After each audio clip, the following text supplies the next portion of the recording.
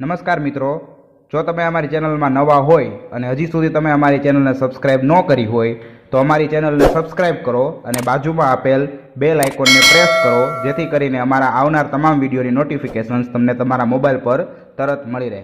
આભાર. નમસ્કાર વિદ્યાર્થી મિત્રો, ધ અલ્ટ્રા માય સ્કૂલ જસદણમાં આપ સર્વે વિદ્યાર્થી મિત્રોનું હાર્દિક સ્વાગત છે. આજના લેક્ચરની અંદર આપણે ધોરણ 11માં કમ્પ્યુટર વિષયનો અભ્યાસ કરવાનો છે. તો ખાસ કરીને આજના લેક્ચરમાં આપણે ધોરણ 11માં પ્રકરણ 9 એટલે કે ડેટાબેઝ મેનેજમેન્ટ સિસ્ટમનો પરિચય. બરોબર, પ્રકરણ 9 નું નામ શું છે? તો કે ડેટાબેઝ મેનેજમેન્ટ સિસ્ટમ, એટલે કે એને ટૂંકા નામ તરીકે DBMS તરીકે ઓળખવામાં આવશે. બરોબર, એના વિશે આપણે પ્રકરણ ભણવાનું છે. તો પ્રકરણ સ્ટાર્ટ કરીએ. 9મું પ્રકરણ. એના પહેલા એક વાત કહી દઈએ કે પ્રકરણ 9 જે છે મિત્રો, એ આપણે કુલ 4 ભાગમાં વિભાજિત કરેલું છે. ભાગ 1, ભાગ 2, ભાગ 3 અને ભાગ 4. અને પ્રકરણ 1 ની અંદર આપણે કુલ 14 ટોપિક જોવાના છે. તો પ્રકરણ 9 જે છે મિત્રો, એ કુલ 14 ટોપિક અને ભાગ કુલ 4 ભાગની અંદર આપણે વિભાજિત કરેલું છે. અત્યારે તમે જે વિડીયો જોઈ રહ્યા છો મિત્રો, એ પ્રકરણ 9 નો ભાગ 1 છે. તો સૌપ્રથમ આપણે જોઈ લઈએ કે પ્રકરણ 9 ની અંદર કુલ કેટલા ટોપિક અને કયા કયા ટોપિક જોવાના છે. તો આપ જોઈ શકો છો કે પ્રકરણ 9 ની અંદર એની અનુક્રમણિકા આપેલી છે, ઇન્ડેક્સ આપેલી છે. તેમાં પહેલો ટોપિક આપણે જોશું એ છે પ્રસ્તાવના. બીજો ટોપિક જોવાનો છે એ છે ડેટા અને ઇન્ફોર્મેશન. ડેટા અને ઇન્ફોર્મેશન. અને જ્યારે પણ ડેટાબેઝનો કન્સેપ્ટ આવે વિદ્યાર્થી મિત્રો, ત્યારે ડેટા અને ઇન્ફોર્મેશન શબ્દ એકદમ અગત્યના છે. ત્યારબાદ ત્રીજો ટોપિક આપણે જોવાનો છે ડેટાબેઝ અને ડેટા મોડેલ. જો આ શબ્દ ખાસ આપણે યાદ રાખશું. ચોથો ટોપિક જોવાનો છે ડેટાબેઝ મેનેજમેન્ટ સિસ્ટમ, એટલે હમણાં જ મેં તમને કીધું કે એને ટૂંકા નામ તરીકે ઓળખવામાં આવે છે DBMS. ઘણી વખત આનું આખું નામ જે છે, ફૂલ ફોર્મ પરીક્ષાઓમાં પૂછવામાં આવતું હોય છે કે DBMS નું આખું નામ શું છે. તો આપણને ખબર હોવી જોઈએ DBMS નું આખું નામ છે ડેટાબેઝ મેનેજમેન્ટ સિસ્ટમ છે. ત્યારબાદ પાંચમો ટોપિક હશે એ છે બેઝ.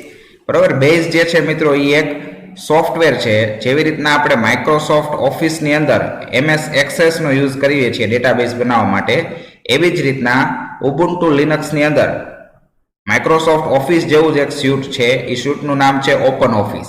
અને ઓપન ઓફિસની અંદર એક કન્સેપ્ટ આવે છે, એ કન્સેપ્ટ છે બેઝ. બરોબર, જે માઇક્રોસોફ્ટ ઓફિસના એક્સેસનું જે કામ છે એ જ કામ ઓપન ઓફિસની અંદર કોનું છે? બેઝનું કામ છે. તો એનો પરિચય મેળવશું. ત્યારબાદ છઠ્ઠો ટોપિક હશે એ છે વિનિયોગ માટે નમૂનાનો ડેટાબેઝ તૈયાર કરવો. ત્યારબાદ સાતમો ટોપિક છે એ છે એટ્રીબ્યુટના લોજિકલ અને ફિઝિકલ નામ. ત્યારબાદ આપણે આઠમો ટોપિક જોશું, એ હશે બેઝમાં ડેટા ટાઈપ. બરોબર, બેઝ જે સોફ્ટવેર છે એમાં ડેટા ટાઈપ્સ કઈ કઈ હોય છે. ત્યારબાદ નવમો ટોપિક છે બેઝ ચાલુ કરવું. ત્યારબાદ 10મો ટોપિક છે ઓબ્જેક્ટ દૂર કરવા, મતલબ કે ડિલીટ ઓબ્જેક્ટ્સ.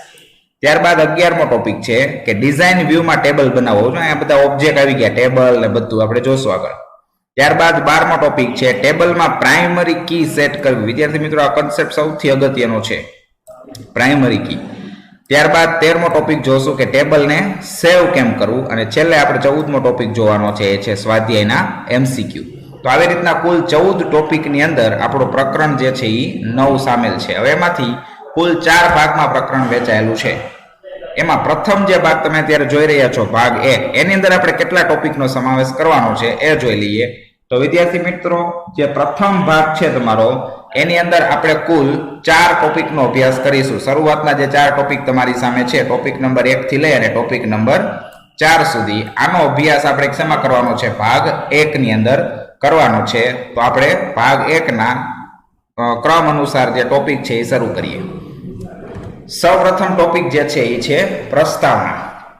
હવે જો વિદ્યાર્થી મિત્રો, આની પહેલાના પ્રકરણ આપણે જોયા હતા, પ્રકરણ 6, પ્રકરણ 7 અને પ્રકરણ 8. એ ત્રણ પ્રકરણની અંદર ઉબુન્ટુ લિનક્સનો આપણે પરિચય, એના કમાન્ડ અને એની અંદર આપણે શેલ સ્ક્રિપ્ટિંગનો યુઝ કરેલો છે. આ પ્રકરણ 9 જે છે, બરોબર, એ અને આના પછીના જેટલા પણ પ્રકરણ છે, બધા પ્રકરણ વિદ્યાર્થી મિત્રો ઉબુન્ટુ લિનક્સના જ છે. પણ એનો એક સોફ્ટવેર છે. આપણે ઉબુન્ટુ લિનક્સના કમાન્ડ અને શેલ સ્ક્રિપ્ટ પરફોર્મ કરવા માટે શેનો ઉપયોગ કર્યો હતો? તો કે સિગવિન ટર્મિનલ, મતલબ કે વિમ એડિટર. હવે અહીંયા તમારે ગ્રાફિકલ કામ કરવાનું છે. ત્યાં કમાન્ડ લાઈન હતું CLI, દરેક વસ્તુ કમાન્ડ ટાઈપ કરીને થતી હતી. હવે અહીંયા તો કે GUI નો ઉપયોગ કરવાનો છે, એટલે કે ગ્રાફિકલ યુઝર ઇન્ટરફેસનો ઉપયોગ કરવાનો છે. મતલબ કે હવે તમારે કમાન્ડ ઓછા લખવાના છે, હવે તમારે ગ્રાફિક્સનો યુઝ કરી અને મેનુનો ઉપયોગ કરીને તમારે કામ કરવાનું છે. તો એના માટે જેવી રીતના વિન્ડોઝ OS ની અંદર આપણી પાસે MS ઓફિસ હોય છે, માઇક્રોસોફ્ટ ઓફિસ અને અલગ અલગ વર્ઝન 2007, 2010, 2013, બસ એવી જ રીતના ઉબુન્ટુ લિનક્સ ની અંદર એનું પોતાનું એક ઓફિસ વર્ક કરવા માટેનું સ્યુટ છે, એનું નામ છે ઓપન ઓફિસ. બરોબર, તો ઓપન ઓફિસ ની અંદર આપણે અહીંયા બેઝ નામનો એક સોફ્ટવેર આવશે, એનો અભ્યાસ આપણે કરવાનો છે. મેં હમણાં જ કીધું કે MS ઓફિસમાં જે કામ MS એક્સેસ નું છે ડેટાબેઝ બનાવવા માટે, એ જ કામ ઉબુન્ટુ લિનક્સ ની અંદર ઓપન ઓફિસમાં બેઝ નું છે. બરોબર, તો આપણે જોઈએ પ્રસ્તાવના. ડિજિટલ ટેકનોલોજીના આગમન અને ફેલાવા સાથે વર્તમાન સ્થિતિમાં લગભગ તમામ માહિતીનો સંગ્રહ, તો આ શબ્દો બહુ ઇમ્પોર્ટન્ટ છે, તમામ માહિતીનો સંગ્રહ અને સંચાલન ઇલેક્ટ્રોનિક સ્વરૂપે થાય છે. બરોબર, આપ સૌને ખબર છે કે જેમ જેમ ટેકનોલોજી પ્લસ થતી ગઈ છે વિદ્યાર્થી મિત્રો, એવી રીતના દરેકે દરેક જગ્યાએ, ઇવન ઇફ નાનામાં નાની જગ્યા હશે કે નાનામાં નાનો કોઈ ધંધો હશે, રોજગાર હશે, ત્યાં પણ તમે જોતા હશો કે જે કાંઈ માહિતી એકત્રિત કરવામાં આવે છે, એ માહિતીનો સંગ્રહ જે છે અને સમયાંતરે માહિતી ઉપર કંટ્રોલિંગ એટલે કે સંચાલન કરવાનું હોય છે વિદ્યાર્થી મિત્રો, એ પણ હવે ઇલેક્ટ્રોનિક સ્વરૂપે થાય છે. સૌથી બેસ્ટ એક્ઝામ્પલ હું તમને કહું વિદ્યાર્થી મિત્રો, તો સૌપ્રથમ આપણે થોડા સમય પહેલાની જ વાત કરીએ, થોડા વર્ષો પહેલાની વાત, તો આપણે કોઈ પણ દુકાન હોય ત્યાં આપણે કરિયાણું લેતા હોઈએ કે આપણે કોઈ પણ વસ્તુ લેતા હોય ઘર વકરીની, તો આપણે શું કરતા હતા, તો કે ત્યાંથી આપણે ઉધાર લેતા હતા. અને એ જે વેપારી છે, દુકાનદાર છે, એ એક નાના એવી બુકની અંદર આપણે જે કાંઈ વસ્તુ ઉધાર લઈએ છીએ એ વસ્તુ વિદ્યાર્થી મિત્રો લખતા જાય છે, અને 1 મહિનો પૂરો થાય પછી જે હિસાબ થાય છે અને એ જે કાંઈ હિસાબ હોય આપણે એને ચૂકતે કરીએ છીએ. પણ આની અંદર તકલીફ ક્યાં થઈ કે જે બુકની અંદર કે જે ડાયરીની અંદર હિસાબ લખવામાં આવતો હતો, એ ડાયરી કોઈ પણ કારણસર ખોવાઈ જાય છે, અથવા તો એ ડાયરી કોઈ પણ કારણસર નુકસાન પામે છે. તો હવે એવી ને એવી બીજી ડાયરી આપણી પાસે લખેલી આપણી પાસે પણ નથી હોતી અને દુકાનદાર પાસે પણ હશે નહીં. તો આવું જ ન થાય એના માટે અત્યારના ટેકનોલોજી સમયે તો કે એક નવી એપ આવી ગઈ, ખાતા બુક એપ, કે તમે કોઈ પણ વસ્તુનો હિસાબ છે એ એપ્લિકેશનમાં રાખી શકો છો અને સમયાંતરે જ્યારે પણ તમારે એપ્લિકેશનના ડેટાનો ઉપયોગ કરવો હોય ત્યારે કરી શકો છો. તો એક બેસ્ટ એક્ઝામ્પલ છે ટેકનોલોજીનું, કે આપણે એની અંદર ટેકનોલોજીનો સારામાં સારો ઉપયોગ કરેલો છે. નાની અને મધ્યમ સંસ્થાઓના રોજિંદા વ્યવહારોને ઇન્ફોર્મેશન સિસ્ટમ તરીકે ઓળખાતી સિસ્ટમમાં સંગ્રહ કરવામાં આવે છે. પણ એક સિસ્ટમ હોય કે જે માત્ર ને માત્ર ઇન્ફોર્મેશન જે છે એ આપણી પાસેથી સ્વીકારે છે, એના ઉપર કોઈ પ્રક્રિયા કરે છે અને સમયાંતરે એ પાછા ડેટા આપણને આપે છે. આવી સિસ્ટમને શું કહેવાય, તો કે ઇન્ફોર્મેશન સિસ્ટમ. ઇન્ફોર્મેશન સિસ્ટમમાં વપરાશકર્તાઓની વૃદ્ધિ ઘણી ઝડપે વધી રહી છે. બરાબર, હવે મેં કીધું એમ કે ટેકનોલોજીનો ઉપયોગ દિવસે દિવસે ખૂબ જ વધારે પ્રમાણમાં થતો જાય છે. ઉપયોગકર્તા પોતે ગમે તે જગ્યાએ હોય અને ડેટાનો સંગ્રહ પણ કોઈ જગ્યાએ કર્યો હોય છતાં ડેટા પાછો મેળવવામાં ઘણી સાનુકૂળતા અપેક્ષા ઉપયોગકર્તા રાખે છે. ફાયદો શું થાય, જો કે ડેટા તમે એક વખત આવી કોઈ ઇન્ફોર્મેશન સિસ્ટમમાં સેવ કરો છો, પછી ડેટા પાછો મેળવતી વખતે તમે કોઈ પણ વ્યક્તિ હોય, તમે કોઈ પણ જગ્યાએ હોય, તો પણ તમે તમારો ડેટા જે છે એ પાછો વ્યવસ્થિત રીતના મેળવી શકો છો. અને કોઈ પણ વ્યક્તિ છે એ આવી જ અપેક્ષા રાખતા હોય છે કે એક વખત હું કોઈ ઇન્ફોર્મેશન સિસ્ટમમાં મારી માહિતી કે મારો ડેટા આપું તો એ વ્યવસ્થિતપણે સંગ્રહાય રહે, સચવાય રહે અને મારે જ્યારે જોતો હોય ત્યારે મને એ જ સમયે તરત મને મળી રહેતો હોવો જોઈએ. સંસ્થાઓ વૈશ્વિક બનવા માટે ઇન્ફોર્મેશન સિસ્ટમ હાલમાં સંસ્થાના વ્યવહારોનો સંગ્રહ અને જાળવણી પૂરતી મર્યાદિત રહેતી નથી, કે જે સંસ્થાના રજિસ્ટર્સ અથવા તો ફાઇલ્સની જાળવણીને બદલે સમજવામાં આવતી હતી. હવે જો શું થાય છે કે મોસ્ટ ઓફ જે સંસ્થાઓ હોય છે, જે સ્કૂલ, કોલેજ, કોઈ કંપની હોય છે, એના ઘણા બધા કામના અલગ અલગ રજિસ્ટર્સ હોય, અલગ અલગ ફાઇલ્સ હોય. કોઈ નામું લખવાનું હોય તો આપ સૌને યાદ છે, પેલા દેશી નામા પદ્ધતિ હતી કે આપણે નામાનો ચોપડો હતો ને એમાં બધું નામું લખતા હતા, આવક કે જાવક. હવે તો કે હવે ટેકનોલોજી આવી ગઈ છે અને એમાં લખવાની જગ્યાએ આપણે કોઈ એકાઉન્ટિંગ કે નામાનો સોફ્ટવેર યુઝ કરીએ છીએ, જેમ કે મિરેકલ છે, ટેલી છે. તો આની અંદર શું થાય, તો કે ડેટા એક તો વર્ષો સુધી સચવાઈ રહે, બરોબર, અને બીજું ડેટા જે છે એ હાર્ડ કોપીમાં નથી હોતો, સોફ્ટ કોપીમાં હોય છે, જેથી કરીને લોસ થવાના ચાન્સીસ ખૂબ ઓછા હોય છે. અને જ્યારે જેવો ડેટા જોતો હોય, આપણી જરૂરિયાત પ્રમાણનો ડેટા આપણને એકદમ ઓછા સમયમાં મળે છે. બીજું તો કે સર્ચ એન્જિન, એટલે કે જે ગૂગલ યુઝ કરો છો તમે, ગૂગલ છે એ એકદમ પરફેક્ટ ઉદાહરણ જો સર્ચ એન્જિનનું હોય તો એ કયું છે, ગૂગલ. આના સિવાય કયા કયા સર્ચ એન્જિન છે, તો કે ગૂગલ છે, યાહુ છે, બિંગ છે, આવા ઘણા બધા સર્ચ એન્જિન છે, પણ સૌથી વધારે ઉપયોગમાં લેવાતું સર્ચ એન્જિન હોય તો એ કયું છે? ગૂગલ. આરક્ષણ પદ્ધતિ છે, ઓનલાઈન બેન્કિંગ, ઓનલાઈન ટેક્સની ચૂકવણી અને સ્ટોક ટ્રેડિંગ સિસ્ટમ એવી સિસ્ટમના ઉદાહરણો. જો આ બધા ઉદાહરણ જે છે એ શેના છે? તો કે આ બધી વસ્તુ છે એ થોડા વર્ષો પહેલા એ વિધાઉટ ટેકનોલોજી વગર બધું ઓફલાઈન યુઝ થતું હતું. અને ટેકનોલોજીનો જેમ જેમ વિસ્તાર વધતો ગયો એવી રીતના આવા ક્ષેત્રોની અંદર ટેકનોલોજીનો ઉપયોગ કરી અને સારામાં સારું કામ એકદમ ઝડપમાં આપણે લઈ શક્યા છીએ. જો ઓનલાઈન બેન્કિંગ આ તો એકદમ પરફેક્ટ ઉદાહરણ કહી શકો ને મિત્રો, કે ઓનલાઈન બેન્કિંગ એટલે શું? તો કે પહેલા તો બેંકના કોઈ વ્યવહાર કરવો હોય મિત્રો તો આપણે ખુદ બેંકની બ્રાન્ચ સુધી જવું પડતું હતું રૂબરૂ. હવે અત્યારના સમયમાં આપ સૌને યાદ છે, સમય કોઈ પાસે છે નહીં. તો ઓનલાઈન બેન્કિંગ આવવાથી શું થયું? તો કે ઓનલાઈન બેન્કિંગ આવવાથી જે કામ બેંકે રૂબરૂ જઈને થઈ શકતું હતું એ જ કામ હવે તમે તમારા મોબાઈલમાં કે કોઈ બેંકની વેબસાઇટ છે એમાં જઈ અને તમે તમારું લોગિન કરી અને દરેક વસ્તુ કરી શકો છો. તમારું બેલેન્સ જોઈ શકો છો, મિની સ્ટેટમેન્ટ જોઈ શકો છો, કોઈને પૈસા ટ્રાન્સફર કરવા છે એ કરી શકો છો, ટેક્સ ચૂકવવો છે અથવા તો કોઈ બિલ પે કરવું છે, આવી ઘણી બધી વસ્તુ આપણે ઓનલાઈન બેન્કિંગના માધ્યમથી કરી શકીએ અથવા તો મોબાઈલ બેન્કિંગના માધ્યમથી. સ્ટોક ટ્રેડિંગ, બરોબર, આ ખાસ એક અગત્યનું બીજું ઉદાહરણ છે. સ્ટોક માર્કેટ, ઘણા બધા શેર અને સ્ટોકની અંદર પૈસા લગાવતા હોય છે. તો એનું કઈ કંપનીના શેરના ભાવ અત્યારે કેટલા છે, ગઈકાલ કરતા કેટલા વધ્યા, કેટલા ઘટ્યા, બધી વસ્તુ એના મોબાઈલની અંદર બેઠે બેઠા જોઈ શકે છે. કારણ એક જ છે કે ટેકનોલોજીનો વિસ્તાર શું થયો? એકદમ વધતો જાય છે. ઉદાહરણો છે જેમાં એક જ સમયે એક સાથે કરોડો ઉપયોગ કરતા તેનો ઉપયોગ કરે છે. હવે જો આવી અમુક વસ્તુ છે, ઓનલાઈન બેન્કિંગ છે, સ્ટોક ટ્રેડિંગ, એમાં શું હોય? તો કે આ જે એપ્લિકેશન છે કે જે કઈ ફેસિલિટી આપી છે ઓનલાઈન, એનો ઉપયોગ એક સમયે ઘણા બધા કરોડો ઉપયોગ કરતા હોય ને. માનો કે તમે એમ કહો કે SBI નું બેન્કિંગ છે, તો તમે જે સમયે ઓનલાઈન બેન્કિંગ ઉપયોગ કરો છો એ જ સમયે આખા ભારતમાંથી કરોડો વ્યક્તિઓ હશે કે એ જ સમયે ઓનલાઈન બેન્કિંગ યુઝ કરતા હશે. તો આવી રીતના એક કરતા વધારે વ્યક્તિ એક સાથે યુઝ કરી શકે છે. આજે ઇન્ફોર્મેશન સિસ્ટમનો ઉપયોગ અનિવાર્ય બની ગયો છે, બરોબર. મેં કીધું એમ દરેક જગ્યાએ વ્યવસ્થિત સમાઈ ગયું છે બધું. એ મતલબ કે હવે તમે કદાચ ટેકનોલોજીની અંદર આગળ ન વધો, તમારા ધંધાની અંદર કે ઓલાની અંદર જો ટેકનોલોજીનો ઉપયોગ નહીં કરો તો કદાચ તમને કોઈ મૂર્ખ સમજશે. શું કામ? તો કે જમાનો જે છે એ ટેકનોલોજીનું છે અને આ વ્યક્તિ જે છે એ હજી ટેકનોલોજી વગર કામ કરે છે. એટલે આપણે દરેક વ્યક્તિ સીધી કે આડકતરી રીતે એક અથવા બીજી ઇન્ફોર્મેશન સિસ્ટમનો ઉપયોગ કરીને તેના વપરાશકર્તાની ભૂમિકા ભજવીએ છીએ, બરોબર. ક્યાંય ને ક્યાંય આપણે આપણો ડેટા જે છે એ સ્ટોર કરીએ છીએ. ડોક્ટર્સ, એન્જિનિયર્સ, શોપિંગ સેન્ટરના માલિકો, બ્રોકિંગ એજન્ટો, કેળવણીકારો અને વિદ્યાર્થીઓ વગેરેમાંથી કોઈ પણ તેમાંથી બાકાત રહ્યા નથી, બરોબર. એક હું ત્યાં સુધી કહીશ કે કોઈ એક નાનો પાનના ગલ્લાવાળો વ્યક્તિ હશે ને તો એ પણ ટેકનોલોજીનો ઉપયોગ કરીને અને પોતાનો બિઝનેસ છે, વ્યાપાર છે એ વધારતો હશે. આજે નિર્ણયો લેવામાં ઇન્ફોર્મેશન સિસ્ટમ એક મજબૂત મદદરૂપ સાધન બની રહ્યું છે, બરોબર. તમારે કોઈ ડિસિઝન લેવું છે તો ડિસિઝન કઈ રીતના લેવું, બરોબર, આના માટે પણ ઇન્ફોર્મેશન સિસ્ટમ છે એ તમને સારામાં સારો ઉપયોગ કરી રહ્યું છે. કોઈ પણ શક્ય શ્રેષ્ઠ નિર્ણય લેવા માટે દરેક વ્યક્તિને સમયસર સાચી, નિશ્ચિત અને સંબંધિત માહિતીની જરૂરિયાત રહે છે. અહીંયા સ્પષ્ટ છે કે કોઈ પણ સચોટ નિર્ણયનો આધાર આપણી પાસે ઉપલબ્ધ માહિતીની ચોકસાઈ ઉપર છે. તમારી પાસે જે માહિતી છે એ કેટલી એક્યુરેટ છે, કેટલી સાચી છે એના ઉપર આધાર છે. ઘણી વખત માહિતી જ ખોટી હોય અને એ માહિતી ઉપરથી નિર્ણય લઈ લઈએ તો બની શકે કે નિર્ણય પણ શું થાય? ખોટો પડે. તો તમારી માહિતી છે એની ચોકસાઈ કેટલી છે એના ઉપર આધાર રાખે છે. ઇન્ફોર્મેશન જે છે એ શું છે? તો કે આઉટપુટ છે. ઇન્ફોર્મેશન એ આઉટપુટ છે જે કાચા એટલે કે રો ડેટા ઉપર પ્રક્રિયા કરીને પેદા કરવામાં આવે છે. હવે જો આ બે વસ્તુ આવશે, ડેટા અને ઇન્ફોર્મેશન, જે આપણે આગળના ટોપિકમાં શીખવાનું છે. રો એટલે કે કાચું, બરોબર. આની પહેલા આપણે કીધું હતું કે તમે કોઈ વસ્તુ ઇનપુટ આપો છો, એના ઉપર કમ્પ્યુટર છે એ પ્રક્રિયા એટલે કે પ્રોસેસ કરશે અને પ્રોસેસ કરેલો ડેટા તમને પાછો આપે છે, એને તમે શું કહી શકો છો? તો કે આઉટપુટ કહી શકો છો.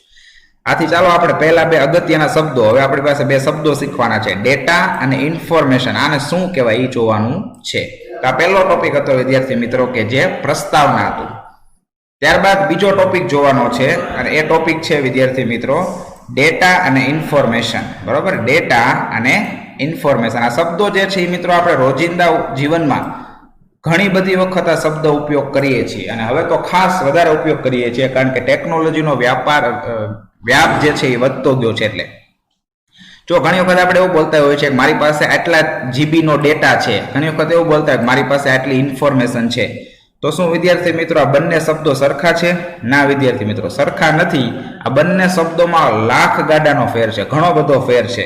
પણ જ્યારે આપણે સમજશું ત્યારે ખબર પડશે કે ડેટા કોને કહેવાય અને ઇન્ફોર્મેશન કોને કહેવાય. જો ઘણા સમયે ડેટા અને ઇન્ફોર્મેશન શબ્દનો ઉપયોગ અદલા બદલી કરીને કરવામાં આવે છે. શું કામ? તો કે ખબર નથી હોતી કે ક્યારે ડેટા શબ્દ ઉપયોગ કરાય અને ક્યારે ઇન્ફોર્મેશન. બરોબર?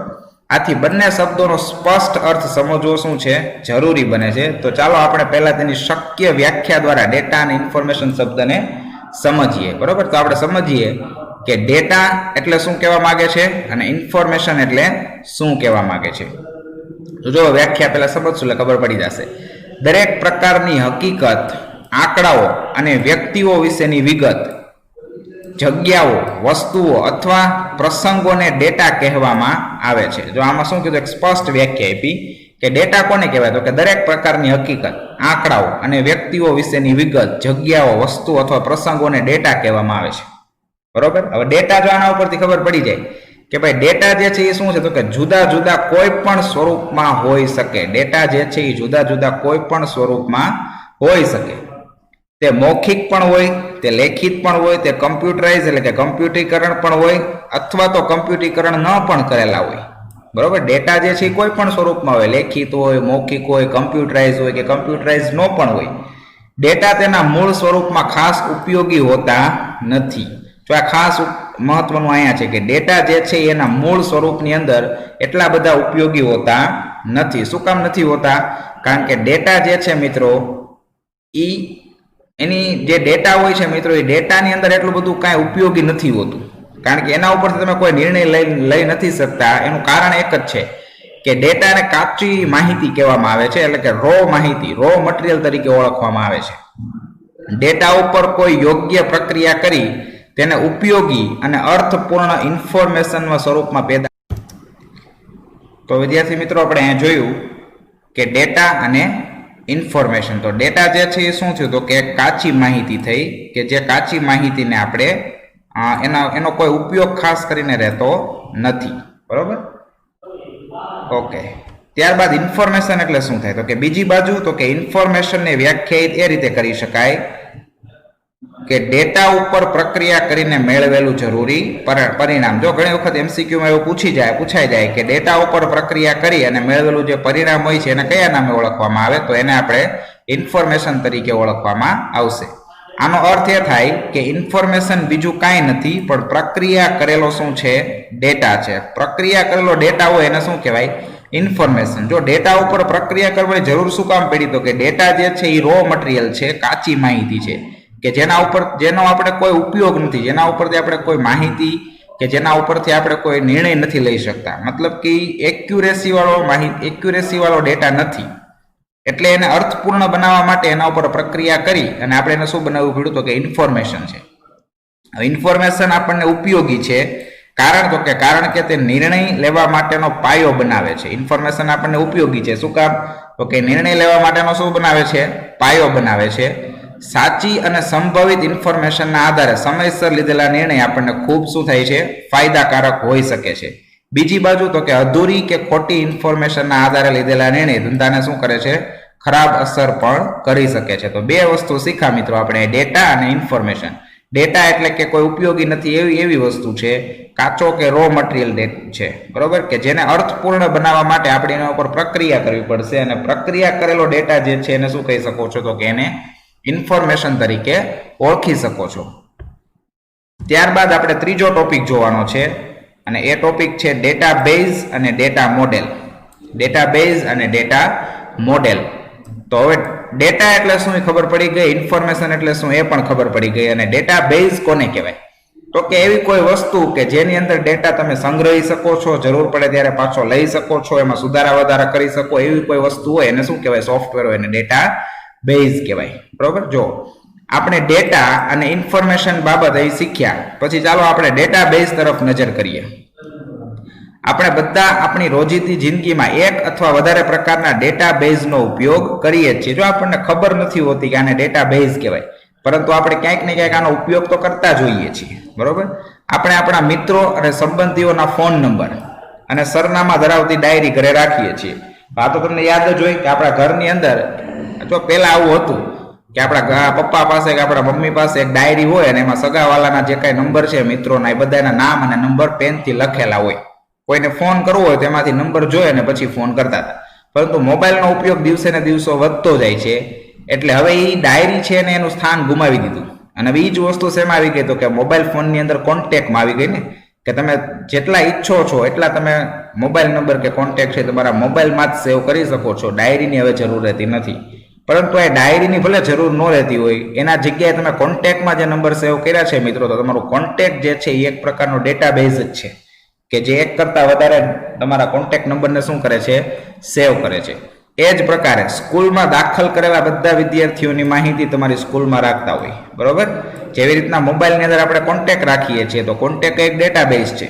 એવી જ રીતના કોઈ સ્કૂલ હોય તો સ્કૂલની અંદર દરેક વિદ્યાર્થીઓ કે જેને એડમિશન લીધેલા છે એનું પણ એક રજિસ્ટર રાખવામાં આવતું હોય છે. હવે એ જ વસ્તુ તમે કમ્પ્યુટરમાં દાખલ કરો છો એટલે શું થયું તો કે એક ડેટાબેઝ બને છે. પછી તો કે દરેક વિદ્યાર્થીનો સ્કૂલમાં હાજરી બાબતનો રેકોર્ડ સ્કૂલ વડે જાળવવામાં આવતો હશે બરોબર. આવી રીતના જો વિદ્યાર્થીઓના એડમિશનની માહિતી તો કે એ એક ડેટાબેઝ. પછી તો કે એની હાજરીનો એક માહિતી તો એ એક અલગ ડેટાબેઝ એટેન્ડન્સ. પછી લાઇબ્રેરીની માહિતી હોય તો એ પણ એક અલગ ડેટાબેઝ બને છે.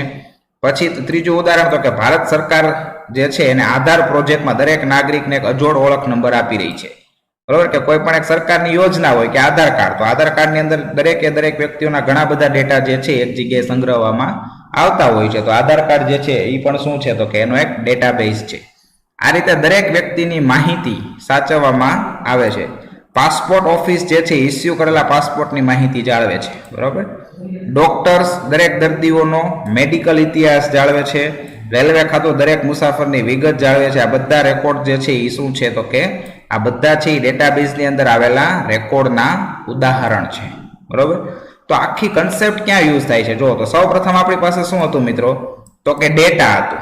ડેટામાંથી આપણી પાસે પ્રક્રિયા કરી એટલે ડેટામાંથી શું બન્યું તો કે ઇન્ફોર્મેશન બનશે. ઇન્ફોર્મેશન એક કરતાં વધારે ભેગી થશે મિત્રો એટલે એ શું બનશે તો કે એ ડેટાબેઝ બનશે બરોબર. એટલે પહેલા સૌ પ્રથમ ડેટા હતો જે કાચી માહિતી હતી, કોઈ ઉપયોગી નહોતો, નિર્ણય નહોતા લઈ શકતા. એના ઉપર પ્રક્રિયા કરી અને શું બનાવ્યું તો કે એ ઇન્ફોર્મેશન અર્થપૂર્ણ માહિતી બનાવી. હવે આવી એક કરતાં અર્થપૂર્ણ વધારે માહિતી હોય એક કરતાં વધારે અર્થપૂર્ણ માહિતીનો સંગ્રહ કરો છો તો સંગ્રહ કરો તો એ શું બનશે ડેટા બેઝ બને છે. તો ડેટા બેઝ જે આપણે બધા ઉદાહરણ જોયા એ શું છે તો કે ડેટા બેઝ છે. હજી બીજો શબ્દ બાકી છે એ શબ્દ છે ડેટા મોડેલ. તો આપણે ડેટા મોડેલ જોઈએ. હવે જો ડેટાબેઝ જે છે એક સામાન્ય વ્યાખ્યા પ્રમાણે ડેટાબેઝની સામાન્ય વ્યાખ્યા શું ગણાય જો તો કે ડેટાબેઝ એ એકબીજા સાથે સંબંધિત સુવ્યવસ્થિત રીતે સંગ્રહિત ડેટા આઇટમ્સનો જથ્થો છે. જથ્થો મહત્વનું છે. ડેટા આઇટમ એટલે એની અંદર જે કાંઈ માહિતી સેવ કરેલી છે સંગ્રહ કરી છે એવી એક કરતાં વધારે માહિતીનો સંગ્રહ અને વ્યવસ્થિત રીતના સેવ કર્યો હોય સંગ્રહિત કર્યો હોય સુવ્યવસ્થિત રીતના સંગ્રહિત એટલે વ્યવસ્થિત રીતના સેવ કરો છો તો એને શું કહેવાય તો કે ડેટાબેઝ કહેવાય છે બરોબર. આપણે ઉપર ચર્ચા કરી તે પ્રમાણે આપણે ડેટાનો ઉપયોગ કરીએ છીએ તેથી તેને સંગ્રહ કરવામાં આવે. સંગ્રહ શું કામ કરવો પડે તો કે એનો ઉપયોગ કરવો છે ભવિષ્યમાં. એટલે જો આપણે ભવિષ્યમાં ઉપયોગ કરવાનો જ ન હોય એનો એક જ વખત ઉપયોગ કરવાનો તો સંગ્રહ એટલે કે સેવ કરવાની જરૂર છે નહીં. તેથી આપણી ડેટાબેઝની વ્યાખ્યામાં સંબંધિત અને સુવ્યવસ્થિત શબ્દો જે છે આ બે શબ્દો એ એકદમ અગત્યના એટલે કે મહત્વપૂર્ણ શબ્દો છે. સંબંધિત એટલે રિલેટેડ કે એક ડેટા જે છે એ બીજા ડેટાને ક્યાંક ને ક્યાંક રિલેટેડ હોય અને સુવ્યવસ્થિત એટલે તો કે સ્ટ્રક્ચર પ્રમાણે ગોઠવેલો હોવો જોઈએ નહીં કે એક ઢગલાની જેમ. તમે ડેટાના સંગ્રહને તમારા રૂમમાં વસ્તુઓને વ્યવસ્થિત ગોઠવવા સાથે સરખાવી શકો છો. આપણી પાસે આપણો રૂમ જે હોય છે મિત્રો આપણું મકાન હોય છે તો એની અંદર આપણે જેવી રીતના દરેક વસ્તુ દરેક જગ્યાએ પ્રોપર રાખીએ છીએ તો એ જ છે એ ડેટાનો સંગ્રહ છે. તમે તમારા માતા પિતા અને શિક્ષકો તરફથી તમારો સામાન એક યોગ્ય અને પૂર્વ નિર્ધારિત જગ્યાએ રાખવા બાબતે સૂચના મેળવતા હશો. તમે સ્કૂલ બેગ સ્ટેશનરી અને બુક્સ વગેરે માટે પણ જગ્યા નક્કી કરતા હશો. આપણી પાસે કપબોર્ડ હોય કબાટ તો આપણે દરેક વસ્તુ બધી ઢગલાની જેમ ફેંકી નથી દેતા એમને મૂકી નથી દેતા પણ આપણે શું કરીએ છીએ તો કબાટ છે એના દરેકે દરેક ખાનાના આપણે અલગ અલગ ઉપયોગ કરી નાખ્યો કે ભાઈ નીચેનું એક ખાનું છે તો એમાં કપડાં, ઉપરનું એક ખાનું છે તો સ્ટેશનરી, એના ઉપરનું એક ખાનું છે તો બુક, એના ઉપરનું એક ખાનું છે તો એસેસરીઝ. તો આપણે ચોપડાની જરૂર છે તો મિત્રો આપણને એક જ ખાનામાંથી ચોપડા મળશે. શું કામ તો કે આપણે ડેટા જે છે એ વ્યવસ્થિત ગોઠવો છે. એટલે તમે બુક સેલ્ફના વિવિધ ખંડ કે ભાગને નામ પણ આપતા હશો. બરોબર. આપણી પાસે કોઈ એક લાઇબ્રેરીનો કબાટ હોય તો એમાં ઘણા બધા ખાના હોય, તો દરેક ખાનાની ઉપર એક નામ આપ્યું હોય કે આ જે ખાનું છે એની અંદર આ વિષયની બુક છે, આ ખાનામાં આ વિષયની બુક છે. હવે તમારે કોઈ એક વિષયની બુક જોતી છે તો બધા ખાના તમારે સર્ચ કરવાની જરૂર નથી. જે ખાનાની ઉપર તમારે જે વિષય જોતો છે એનું નામ લખ્યું છે બુકનું, એ જ ખાનામાં તમારે જોવાનું છે. આને ડેટાનો વ્યવસ્થિત સંગ્રહ કર્યો કહેવાય. બરોબર. બીજું, તમારી બુક્સની જેમ કબાટમાં કપડાની તર્કસંગત ગોઠવણી પણ શું છે, જરૂરી છે. આ બધી વસ્તુ જે છે એ શું છે તો કે આ ડેટા બેઝ છે. બરોબર. હવે ઉપર ઉદાહરણો આપ્યા છે એ રીતે ડેટાબેઝ જે છે એ ચોક્કસ નિયમો અનુસાર તૈયાર કરવામાં આવે છે. ડેટાબેઝનું અંતર્ગત માળખું ડેટા મોડેલ તરીકે ઓળખાય છે. ડેટાબેઝ એટલે શું એ ખબર પડી ગઈ આપણને. આ ડેટાબેઝની અંદર બે શબ્દ ખૂબ મહત્વના છે. એક તો સંબંધિત એટલે કે રિલેટેડ, અને બીજું સુવ્યવસ્થિત એટલે કે સ્ટ્રક્ચર્ડ. બરોબર. હવે એ જ ડેટાબેઝનું જે ઇન્ટરનલ માળખું છે, ઇન્ટરનલ સ્ટ્રક્ચર છે, એટલે કે ડેટાબેઝનું અંતર્ગત માળખું છે, એને શું કહેવાય તો કે ડેટા મોડેલ તરીકે ઓળખાય છે. ડેટા મોડેલ એ ડેટાનો સંગ્રહ અને પુનઃ પ્રાપ્તિની રીત દર્શાવે છે. ડેટા મોડેલ શું બતાવે છે? એક તો ડેટાનો સંગ્રહ એટલે સેવ, અને પુનઃ પ્રાપ્તિ તો કે ભવિષ્યમાં ડેટા જ્યારે જરૂર પડે છે મિત્રો ત્યારે એ કેવી રીતના આપણને આપવામાં આવશે, આની જે રીત દર્શાવે છે એને શું કહેવાય તો કે ડેટા મોડેલ. હવે કેવા કેવા પ્રકારના ડેટા મોડેલ હોય તો કે હાયરાર્ચિકલ ડેટા મોડેલ હોય એટલે કે ઉપરથી નીચે સુધી. નેટવર્ક ડેટા મોડેલ હોય કે જેની અંદર એક સર્વર હોય અને બાકીના બધા ક્લાયન્ટ હોય. અને રિલેશનલ ડેટા મોડેલ જેવા વિવિધ પ્રકારના ડેટા મોડેલ શું છે, ઉપલબ્ધ છે. આ બધા ઉદાહરણ છે મિત્રો એ શેના છે? ડેટા મોડેલના. કયા કયા? હાયરાર્ચિકલ, નેટવર્ક, રિલેશનલ, આ બધા ડેટા મોડેલના વિવિધ જે છે એ શું છે, ઉપલબ્ધ છે. અહીં આપણને અભ્યાસક્રમમાં રિલેશનલ મોડેલની ચર્ચા કરીશું. બરોબર. આ જેટલા પણ આપ્યા છે હાયરાર્ચિકલ, બરોબર, એક હાયરાર્ચિકલ આપ્યું છે, એક નેટવર્ક આપ્યું છે અને એક આપ્યું છે રિલેશનલ. ત્રણ આપ્યા છે મિત્રો. ત્રણમાંથી આપણે ચર્ચા શેની કરવાની છે આખા સિલેબસની અંદર? તો કે આપણે જે છે રિલેશનલ ડેટા મોડેલની ચર્ચા કરવાની છે. બજારમાં અનેકવિધ ડેટાબેઝ મેનેજમેન્ટ સિસ્ટમ ઉપલબ્ધ છે. માર્કેટની અંદર તમે જોવા જશો તો એવા ઘણા બધા સોફ્ટવેર ઉપલબ્ધ છે કે જેની અંદર તમે ડેટા સેવ કરી શકો છો, ગમે ત્યારે જોતો હોય ત્યારે પાછો મેળવી શકો છો, એમાં સુધારા વધારા કરી શકો છો, બધું કરી શકો છો. જે ઉપર જણાવેલા ડેટા મોડેલમાંથી એક ઉપર આધારિત હોય છે. જે આપણે જણાવ્યા ત્રણ, એમાંથી કોઈ પણ એક ઉપર કામ કરતા હોય છે. તો ચાલો આપણે ડેટાબેઝ મેનેજમેન્ટ સિસ્ટમ શું છે તેને સમજીએ. તો અત્યાર સુધી શું સમજ્યા? તો કે એક તો ડેટા સમજ્યા. ડેટામાંથી પ્રક્રિયા કરી અને શું લેવા? અર્થપૂર્ણ માહિતી એટલે ઇન્ફોર્મેશન લેવા. ઇન્ફોર્મેશન એક કરતા વધારે સંગ્રહ કરો છો સુવ્યવસ્થિત અને સંબંધિત, તો એને ડેટાબેઝ કહેવાય. અને એ જ ડેટાબેઝની અંદર જ્યારે મેનેજમેન્ટ ઉમેરવામાં આવે, મતલબ કે ડીબી ડેટાબેઝની અંદર જ્યારે મેનેજમેન્ટ ઉમેરવામાં આવે છે ત્યારે DBMS બનશે. એટલે મેનેજમેન્ટ સિસ્ટમ. મેનેજમેન્ટમાં શું થાય તો કે જરૂર પડે ત્યારે ડેટા ઇન્સર્ટ થાય, જરૂર પડે ત્યારે અપડેટ થાય, જરૂર પડે ત્યારે ડિલીટ થાય, અને જ્યારે જરૂર પડશે ત્યારે ડેટા વ્યૂ થાય. જો આ ચાર પરમિશન જે છે ફેસિલિટી એ જ્યારે ડેટાબેઝની અંદર ઉમેરવામાં આવે ત્યારે આ ડેટાબેઝ શું બને છે તો કે ડેટાબેઝ મેનેજમેન્ટ સિસ્ટમ એટલે કે DBMS તરીકે ઓળખાશે. તો આપણે DBMS શું છે એની ચર્ચા કરવાની છે. જો તો નેક્સ્ટ ટોપિક જે આપણી પાસે છે મિત્રો, ચોથો ટોપિક એ શું છે તો કે ડેટાબેઝ મેનેજમેન્ટ સિસ્ટમ. જો ટૂંકું નામ જે છે એ DBMS તરીકે ઓળખાશે. કમ્પ્યુટીકરણ કરેલા ડેટાબેઝ સાથે કામ કરવા માટે આપણે સૌપ્રથમ ડેટાબેઝને વ્યાખ્યાયિત કરવો પડે છે. બરોબર. હવે તમને ખબર છે ડેટાબેઝ એટલે શું. ત્યાર પછી ડેટાબેઝની રચના કરવી પડે છે, ડેટાબેઝ બનાવવો પડે છે. જો કે ડેટાબેઝ તૈયાર કરવો એ જ માત્ર કાર્ય નથી. ખાલી ડેટાબેઝ તૈયાર કરી નાખો એનાથી કોઈ મતલબ નથી. ડેટાબેઝમાં આજ સુધીની તાજી માહિતી તૈયાર રાખવા માટે નીચે જણાવેલી મૂળભૂત પ્રક્રિયાઓ શક્ય એટલી સરળતાથી નિયમિતપણે કરવામાં આવે તેવી અપેક્ષા રાખવામાં આવે છે. ખાલી ડેટાબેઝ બનાવી નાખો એનાથી કોઈ મતલબ નથી.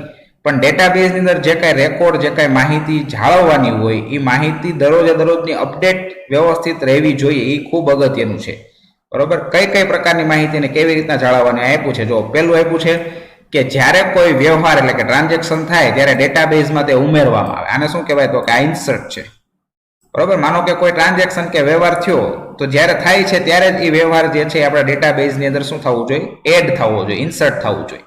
બીજું તો કે જ્યારે કોઈ પણ સુધારા ધ્યાનમાં આવે ત્યારે તે ડેટાબેઝમાં તે એડિટ કરવામાં આવે છે. બરોબર. ઇન્સર્ટ અને એડિટ કહી શકો અને અપડેટ પણ કહી શકો. તો આ શું છે? અપડેટ. માનો કે કોઈ સુધારા ધ્યાનમાં આવ્યા કે આ એન્ટ્રી ખોટી થઈ ગઈ છે, એની જગ્યાએ આ એન્ટ્રી કરવાની હતી, તો એ જ સમયે ડેટાબેઝની અંદર શું થવું જોઈએ? એડિટ એટલે કે અપડેટ થઈ જવું જોઈએ. ત્રીજું, જો કોઈ પણ બિનજરૂરી માહિતી ડેટાબેઝમાં હોય તો તે દૂર કરવામાં આવે. એટલે ઇન્સર્ટ થઈ ગયું, અપડેટ કે એડિટ થયું, અને આ શું થયું? તો કે બિનજરૂરી માહિતીને શું કરવાની છે? ડિલીટ પણ કરી શકે છે. પછી ચોથું, યોગ્ય રીતે ડેટાબેઝનું આયોજન કરવાનું. જો ડેટાબેઝનું આયોજન કરવું એટલે કે પ્લાનિંગ કરવું, એ પણ એક અગત્યનું છે. ત્યારબાદ વપરાશકર્તાની જરૂરિયાત પ્રમાણે ડેટાની પુનઃ પ્રાપ્તિ કરવામાં આવે. એટલે જ્યારે જોતો હોય ત્યારે ડેટા એને પાછો આપવામાં આવે, મતલબ કે આ વ્યૂ છે, બરાબર. તો ઇન્સર્ટ, અપડેટ, ડિલીટ અને વ્યૂ. પછી તો કે ડેટાબેઝમાં રહેલા ડેટાની સુરક્ષા જળવાઈ રહે, મતલબ કે આ શું થયું? સિક્યુરિટી છે. આ શું છે?